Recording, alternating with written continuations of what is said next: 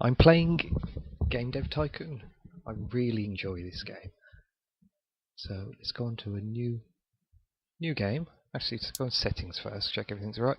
I want hints, no, because I've played it before. So I don't want that. Sound effects on, music off, window. Yep. It's mods. I've got the mod API on, more topics, the expansion mod on, and info consoles. Don't know what they do, just downloaded them a minute ago. Let's not skip the tutorial. Welcome to Game Dev Tycoon. In this business simulation you have been transported back in time to start your very own game development company right at the beginning of the PC revolution. In the next 35 years you can build your dream company, create best-selling games, gain fans and become the leader of the market. Before you can start your adventure, you have to give your upcoming company a name. Now, I think that our company name should be a tribute to one of the late greats, Old Dirty Bastard, and I will be calling it the ODB Memorial Company. And our player needs to be somebody who commands respect. He needs to be someone who knows what a good game will be. He needs to be someone who is willing to fight for his opinions in the world of media. And I think his name should be simply the Colonel. Let's randomize it a bit. Perfect. Since you've played the game before, you can choose to use all previously gained hints in this new game. Would you like to previously gained hints into it? Oh, no. Let's go over Kingdom Hearts. Let me go back into the settings. It's ultimately if we're going to blah, blah, blah. Yep, settings. I want the hints on. There. I thought that was from the last time you played. Apparently not. So let's develop a new game. Before development can begin, you have to decide what kind of game you want to create and give your game a name. You can also select which graphic technology your game should use. Your options are initially limited, but once you have a bit of experience, you will be able to unlock new options. Okay? So let's pick the topic first. We have got fairy tale, spelt wrong, planting, incremental, and indie. Let's make a planting game. A planting simulation game for the Commodore 64 called Ultimate Wheat King. Ultimate Wheat King is a game where you play a grain of wheat. Wheat coming grains? This one does. It's a special wheat. Who has been elected king of his pasture. And you have to do such kingly activities as determining whose baby belongs to who, like that one king did. You know, he was going to rip it in half, and the one who wanted it more said no. You have to do that a lot. It's text-based or 2D graphics. Well, we don't want text-based games. Text-based games are shit. 2D graphics version 1. Start development. £30,000 that cost. Game development runs through 3 stages. At the beginning of each stage you can decide what areas of the game you want to focus on. Picking the right focus for your game greatly increases the points you generate. Think about what areas are important for your game and decrease the focus on areas you think are less important. If you want to read a brief description of the different areas, please refer to the help menu. Ooh, planting simulation. I think a simulation game needs good engines. Gameplay, you're a piece of wheat. There's not much gameplay, and story quests, it's just way up there. The quests in this game are just unreal. There's one where you have to stop a piglet from urinating in the well, and it's heartbreaking. The whole thing. If you've seen Babe, Pig in the City, it's like that. Times 13. Game development has now started. While developing your game, you generate game points you can see bubbling up. Game points are divided into design points and technology points. The more points you generate, the better your game will be. Okay? From time to time there will be Blah, blah, blah, blah. From time to time, there will also be bug points generated. These points become less likely once you have gained experience. Bugs should be fixed before the game is released and increase development time and cost.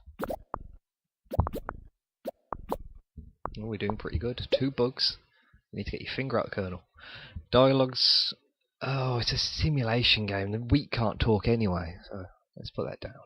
Level design, no. And artificial intelligence, we just want to be crazy.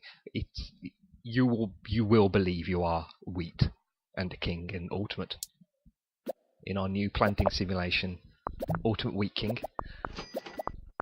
See, technology is just way up there. Design, not so much. Got some good research points. During development, you can also select additional features for your game. Right now, you can only pick basic sounds, but your options will increase quickly. Selecting additional features makes the game generally better, but also increases the cost.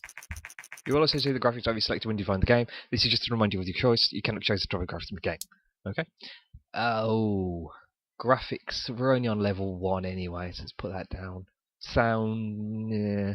And world design, yeah. What? I can't believe there's only 3 bugs. I mean, how many bugs can you have? The development of your first game is now complete. You can press the finish button to publish your game, but you should only do that once you fix the majority of the bugs. Releasing a game without fixing bugs can severely affect your rating, so you should only ever consider that if you need the cash and you can't afford to wait. We can afford to wait. We've got 27,000 in the bank. We're just rich beyond our wildest dreams, and we've just made a game which is going to get all 10s. The development of your game is now finished. While developing games, you gain experience and improve your skills. When development is completed, you'll be presented with a summary of the experience gained. Ah, look at that. We've just... Game of the year, 10 out of 10. We're going to just go crazy with the money. It's all going to come in, and we're going to be rich, and we're going to go live in a big mansion, and we're just going to play Wu-Tang Clan all the goddamn day, and it's going to be fantastic. Game reviews. First reviews for our newly released game, Ultimate Wheat King, came in. Come on. Waste of time. Abysmal. Uninspiring. And it was okay. We didn't get the 10s that I expected, but we didn't get 1s. That's a bonus, right? After publishing a game, you can invest a little bit of time to analyse your creation and generate a game report. That's very useful. Yeah, I know how to do it. Game report. Ultimate Wheat King. Let's see what we did wrong.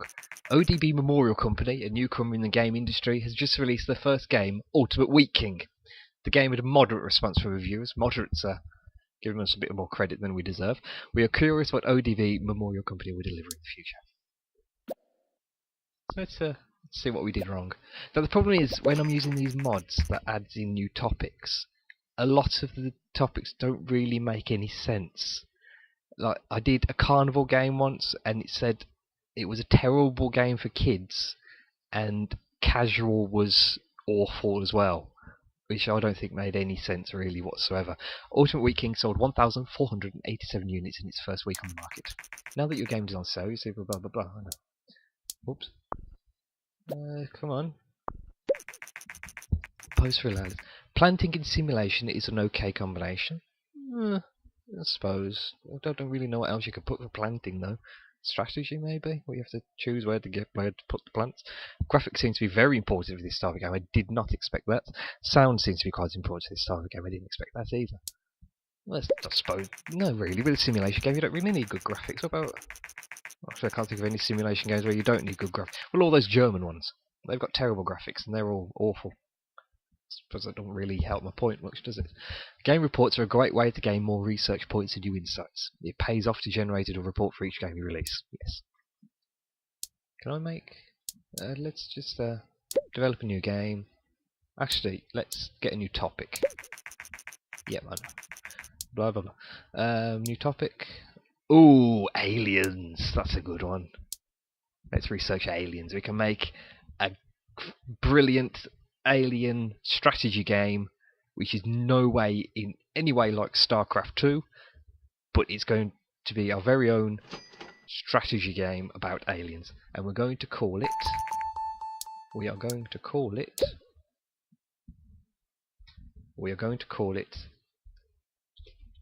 Fabulous D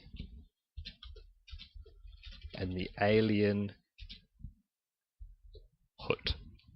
Fabulous D is a no-nonsense, tough-talking space cop who finds himself lost inside the mysterious alien hut on the planet's Veraxis 4. Veraxis 4 is, of course, home to the scum of the universe, the absolute pit of despair for any space cop who wants to make a good living, who wants to provide for his space family. He probably owns a small space allotment on a small garden on his home planet of Space Copland, and he has been brought here to take down the leader of the aliens, Gregory, who is just a complete and utter arsehole. He just kills anyone he sees, and it's terrible for everyone involved. And Fabulous D is going to come here and just put a stop to all of it. Engine gameplay and story quest is a strategy game, so story quest probably not that much. Gameplay, yes. Actually, put story quest down a bit more.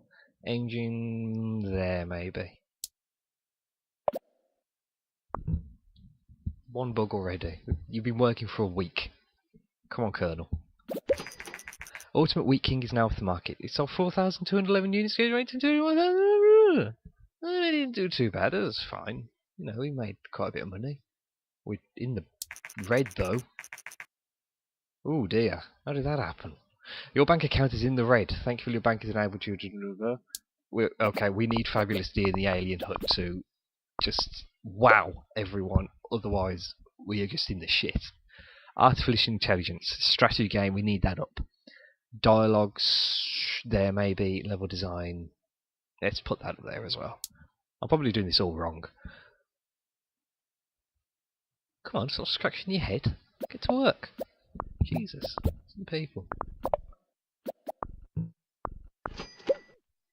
Well-designed graphics and sound. Well, in the Fabulous D and the Alien Hut, sound does play quite a large portion of the game's gameplay. You see, in certain levels, you have to listen and wait for the sounds of the aliens, so that you know when to go in and just bust ass.